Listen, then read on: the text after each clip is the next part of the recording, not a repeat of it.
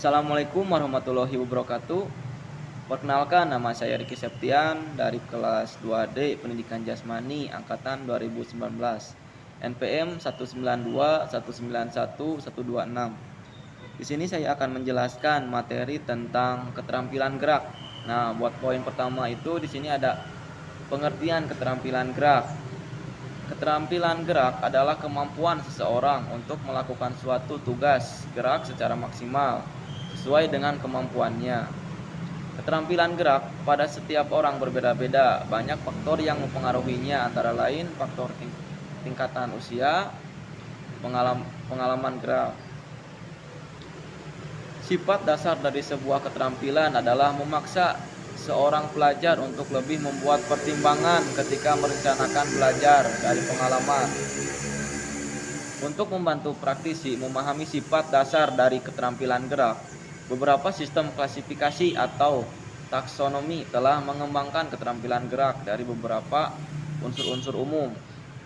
Mengetahui perbedaan keterampilan dapat membantu praktisi dalam merencanakan pembelajaran dan mempraktikkan pengalamannya sebagai sebuah titik awal untuk penilaian penampilan.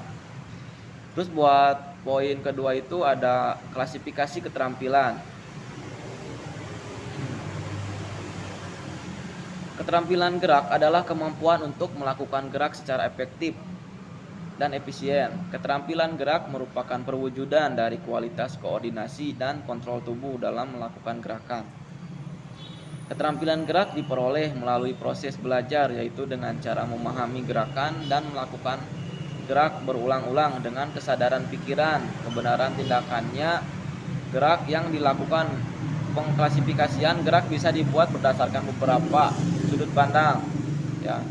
Yang pertama itu klasifikasi berdasarkan kecermatan gerak. Keterampilan gerak bisa dikaji berdasarkan kecermatan pelaksanaan gerak. Kecermatan pelaksanaan gerak bisa ditentukan antara lain oleh jenis otot-otot besar dan ada yang melibatkan otot-otot halus. Berdasarkan kecermatan gerak atau jenis otot-otot yang terlibat keterampilan gerak bisa dikategorikan menjadi dua, yaitu keterampilan gerak agal, ya, atau disebut gross motor skill. Keterampilan gerak agal adalah gerakan yang di dalam pelaksanaannya melibatkan otot besar sebagai basis utama gerakan.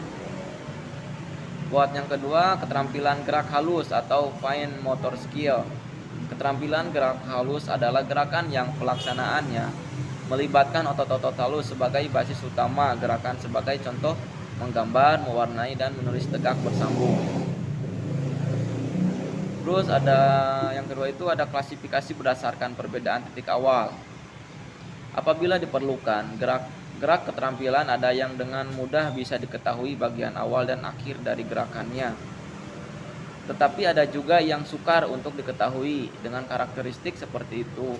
Keterampilan gerak bisa dibagi menjadi 3 kategori, yaitu yang pertama keterampilan gerak discrete. Keterampilan gerak discrete yaitu keterampilan gerak di mana dalam pelaksanaannya bisa dibedakan secara jelas titik awal dan titik akhir gerakan. Buat kedua, keterampilan gerak serial. Keterampilan gerak discrete yang dilakukan beberapa kali secara berkelanjutan. Buat yang terakhir, keterampilan gerak continue. Keterampilan gerak yang tidak dengan mudah ditandai titik awal dan tidak mudah titik akhir dari gerakannya, biasanya dipengaruhi oleh si pelaku dan stimulus eksternal dibanding dengan pengaruh bentuk gerakannya sendiri. Terus buat yang poin terakhir itu ada klasifikasi berdasarkan stabilitas lingkungan. Di dalam melakukan suatu gerakan keterampilan, ada kalanya pelaku menghadapi kondisi lingkungan yang tidak berubah dan ada kalanya berubah-ubah. Berdasarkan keadaan kondisi lingkungan seperti itu, gerakan keterampilan bisa dikategorikan menjadi dua, yaitu keterampilan gerak tertutup atau closed skill. Keterampilan di mana pelaksanaannya terjadi pada kondisi lingkungannya yang tidak berubah-ubah dan stimulus gerakannya timbul dari dalam diri si pelaku sendiri.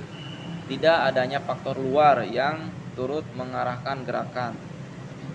Keterampilan gerak terbuka atau open skill. Keterampilan gerak di mana dalam pelaksanaannya terjadi pada kondisi lingkungan yang berubah-ubah dan pelaku bergerak menyesuaikan dengan stimulus yang timbul dari lingkungannya.